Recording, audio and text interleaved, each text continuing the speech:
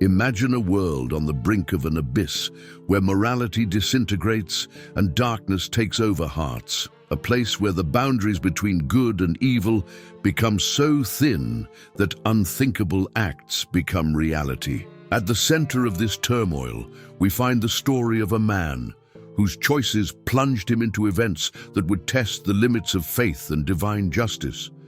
Prepare to witness an implacable judgment, the fury of a God who does not tolerate iniquity, and the destiny of a corrupted civilization. Our exploration takes us to the book of Genesis, the foundation of the Bible, more precisely from chapter 11 onwards.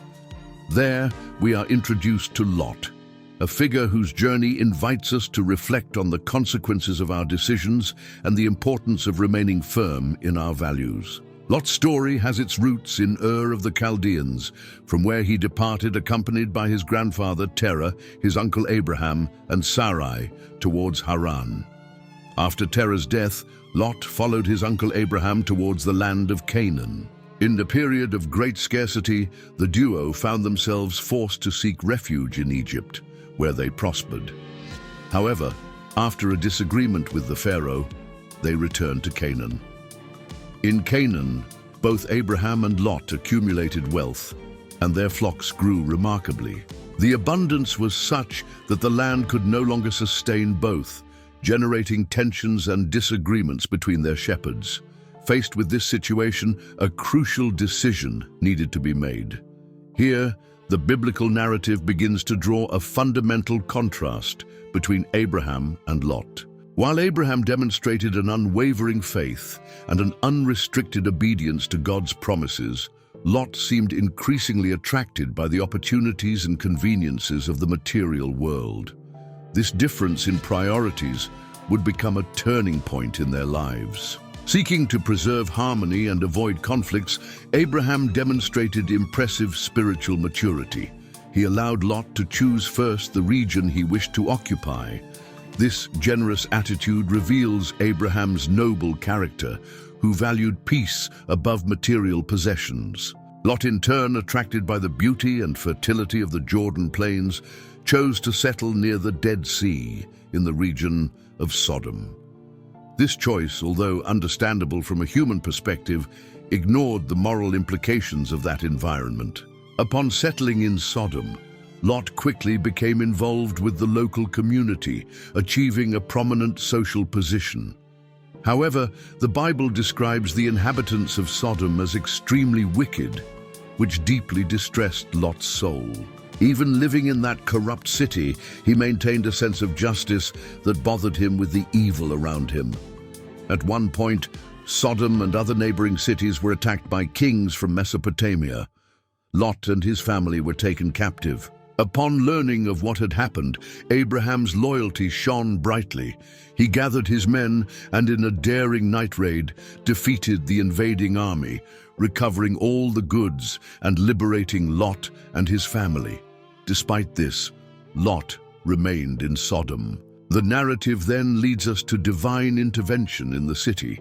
The wickedness had reached an unbearable level, drawing attention to God's justice. God sent messengers to Sodom to assess the situation. The way they were received reveals the local perversion. The men of the city surrounded Lot's house, demanding that he hand over the visitors for impure purposes. In a desperate act, Lot tried to protect his guests, even offering his own daughters, an extreme gesture that shows how much Sodom corrupted his mind. Faced with the threat, the messengers intervened, striking the men with blindness. They then revealed to Lot the purpose of their visit, the imminent destruction of Sodom. They ordered him to gather his family and flee without looking back. Lot hesitated, trapped by material ties and perhaps incredulous about the gravity of the moment. He delayed obeying. The messengers themselves had to lead him by the hand out of the city. During the escape, the command was clear: do not look back. But Lot's wife, perhaps with her heart still attached to the life she was leaving behind, disobeyed.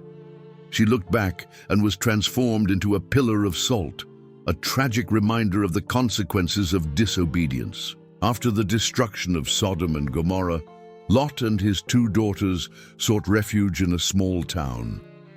Later, fearing for their safety, they hid in a cave in the mountains. This shows his lack of trust in the divine plan. It was in that cave that a disturbing event occurred. Fearing for the continuation of the lineage, Lot's daughters intoxicated their father on 2 consecutive nights and had relations with him. From this union were born Moab and Ben-Ammi. These sons would give rise to the nations of the Moabites and Ammonites, who would later become enemies of Israel. After these events, the Bible no longer recounts Lot's life, but his name is mentioned by Peter and by Jesus. Peter describes him as a righteous man who was distressed by the wickedness of the ungodly. Jesus uses Sodom as an example of future judgments and the need for us to be ready. Lot's life is a clear reminder that our decisions have lasting consequences. His pursuit of immediate prosperity led him to great trials. May his story inspire us to reflect on our choices, remembering that true prosperity lies in living according to God's eternal values and not in fleeting appearances.